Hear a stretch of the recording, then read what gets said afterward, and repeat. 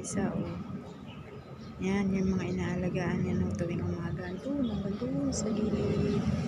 Sa gilid. Yung mga libangan, pangdagdag oras. Yan. Yan ang aming isa sa pinagkakaabalahan dito sa trabaho ko. Tayo nandito sa may pintuan naman yan.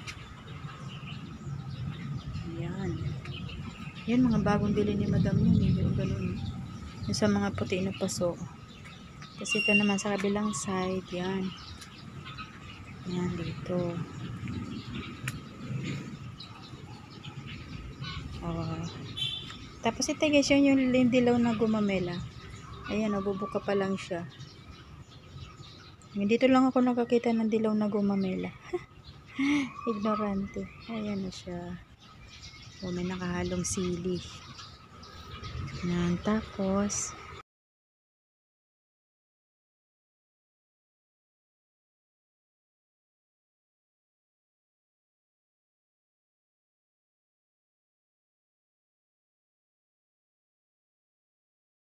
hello guys, good morning. Welcome po ulit sa aking YouTube channel, Glitz Vlog TV.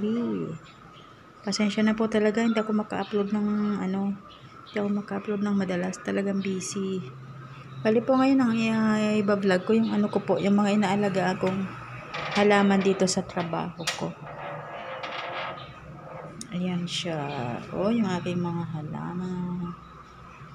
Yan. Araw-araw yan, kailangan didiligan siya. Pati yung dahon, kailangan babasahin. Yan siya. Nakakatuwa din ng halaman. Mahilig kasi ako sa bulaklak. Yan siya. Yan. Iba-ibang klase ng bulaklak. Yan. Dito lang yan sa tagiliran ng bahay ng amo ko. Yan. Kailangan tatanggalan siya lagi ng mga hinog na dahon.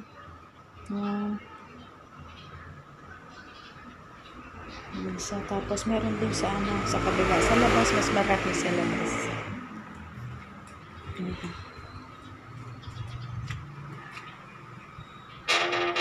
Dito tayo sa loob. Ito yan sa panloob. Ang ibang klase siya ng halaman.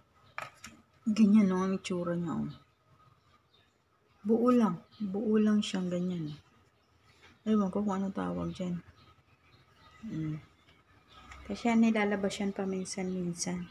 Tapos yan yan. Mga pangloob naming halaman yan.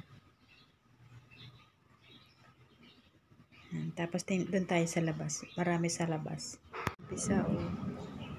Yan, yung mga inaalagaan niya no, tuwing umaga. Ito, hanggang doon sa gilid. Sa gilid. Yung mga libangan, pangdagdag oras. Yan. Yan ang aming isa sa pinagkakaabalahan dito sa trabaho ko. Tayo nandito sa may pintuan naman yan. Yan. Yan, mga bagong bili ni madam yun. Yung ganun. Yung sa mga puti na paso. Kasi ito naman sa kabilang side. Yan. Yan dito. Oh. Tapos ito guys, yung dilaw na gumamela. Ayan, nabubuka pa lang siya. Dito lang ako nakakita ng dilaw na gumamela. Ignorante. Ayan na siya. O, may nakahalong sili. Yan, tapos tayo sa may mga roses. Yan. Tingnan may mga roses. Ayan yung puti na mamulaklak na. Palipas na yung bulaklak na. Tapos marami ako dong mga tinanim na bagong ganyan siya. Yan o. Tinanggalan ko ng kasi ayaw ng mga rose na nagsisiksikan yung mga sanga niya. Pag hindi na dumadahon yung sanga, kailangan tatanggalin na siya. Yan, may mga bagong tanim ako. O, yan, mga buhay na yan. Yung yan siya, yung gumamela na sobrang pulang-pula. Ganda. Ayan. Wow. Mga bagong trim ko yan. 2 araw akong nag-trim ng halaman. Sa kabilang side, ayan, bagong tanim din yan pero buhay na. Ayan o. Yun. Ayan siya. Karugtong pa rin siya dyan o.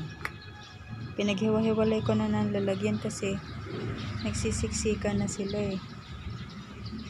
Tapos yun yung mga panglagay sa bintana o. Mga bintana ng gym. Tapos ito yung bonggabilya guys. So, puti siya, kakaiba. Hindi siya kagaya nung hindi siya kagaya ng ibang bonggabilya ba na kumpul-kumpul yung kumpul-kumpul yung dahon. No? Kagaya nito, di ba to kumpul-kumpul ang dahon nito. Ayan o, nagkukumpulan siya ng ganyan. Kasi hindi, yung puti na yun, hindi hiwalay-hiwalay. Yung dahon nga, naghihiwalay-hiwalay. Tapos yun na rin yung bulaklak niya. Tapos ito naman, ang bilis niya na ang bilis pagka nagbuto na siguro yan, nalalaglag na. Tapos ayun o, ang daming na niyang tumubo. Maganda rin yung kulay ng bulaklak yan, kaya maliliit. Ayan siya. Ayan o, ganyan.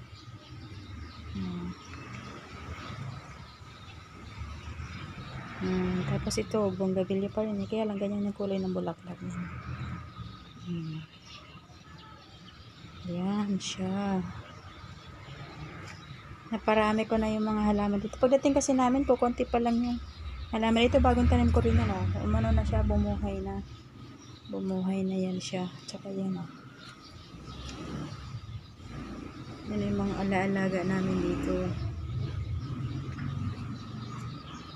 Nagkalat na siya.